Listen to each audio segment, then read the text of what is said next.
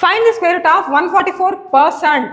144% చూడంగానే మీకు దాని స్క్వేర్ రూట్ వేస్తే 12% అని పెట్టేస్తారు చాలామంది. ఇది చాలా బ్లండర్, ఇది తప్పు.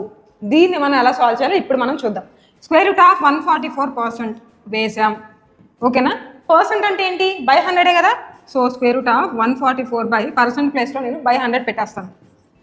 ఇప్పుడు ఏమైతే చూడండి, ఈ స్క్వేర్ రూట్లో ఈ 144ని 12/10గా రాసుకుంటాం, హోల్ స్క్వేర్గా రాసుకుంటాం.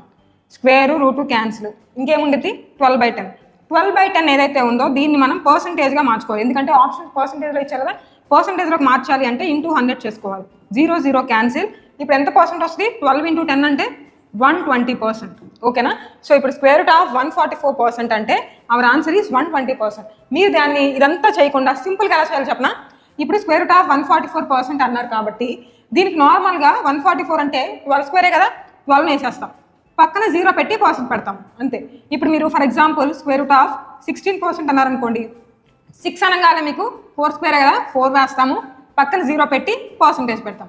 స్క్వేర్ రూట్ ఆఫ్ 81% అన్నారనుకోండి, సో 81 అనేది మీరు 9 స్క్వేర్గా రాయొచ్చు, కాబట్టి 9 రాస్తున్నాము, పక్కన 0 పెట్టి పర్సంటేజ్ పెడుతున్నాం. ఇలా చూసి పెట్టేయాలి.